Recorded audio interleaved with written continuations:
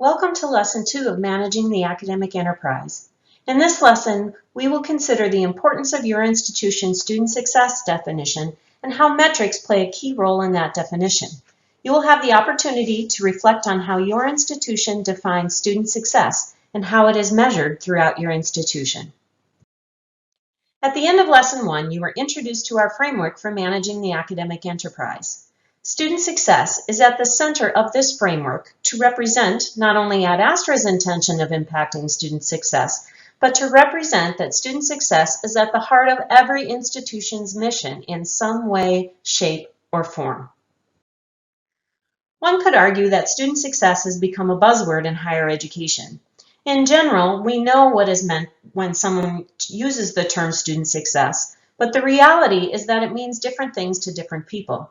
In many cases, no matter what qualitative definition we give student success, the lasting definition used is driven by what the institution decides to measure.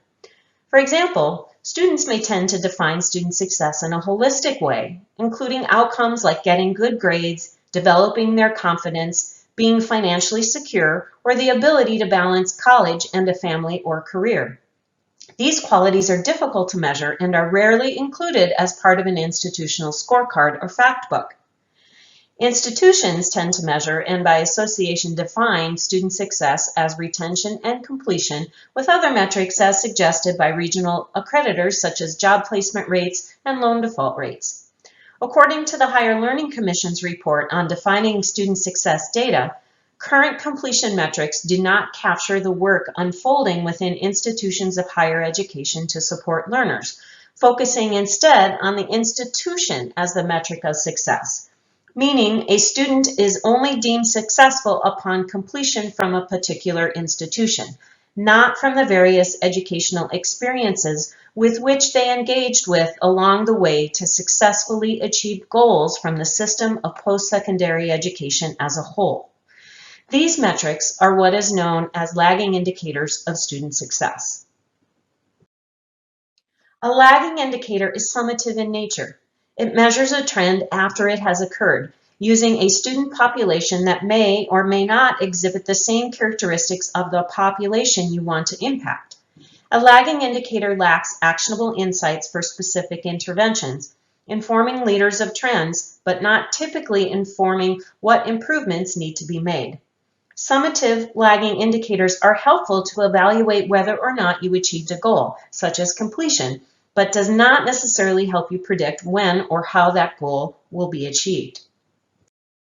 Leading indicators, on the other hand, are formative in nature. They analyze progress toward a goal using the current cohort under review.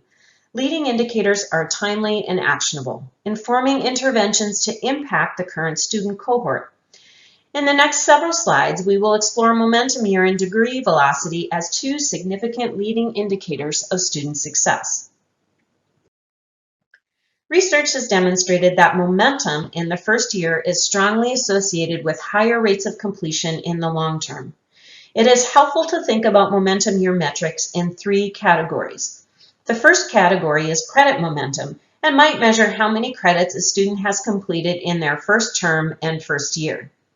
The second category is gateway course momentum, which measures the rate at which students take and pass college-level math and English courses in their first year.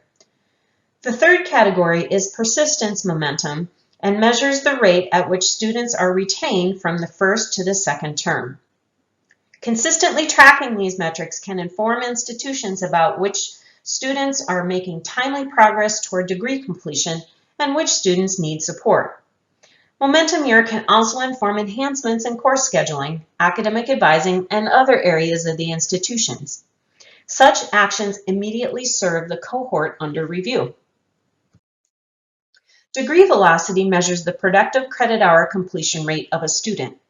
It is calculated by taking the number of productive credits completed by a student in a year and dividing it by the annual productive credit hour goal.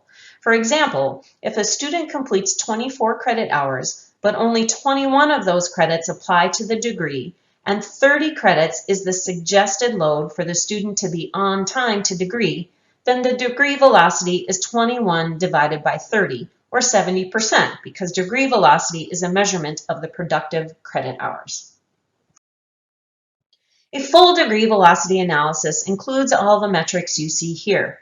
A full explanation in detail of the metrics in this analysis are available in other workshops and courses, but what we wanted you to see here is how a degree velocity analysis lends insight into what a graduation rate of a current cohort will be if students continue at the current rate of progress.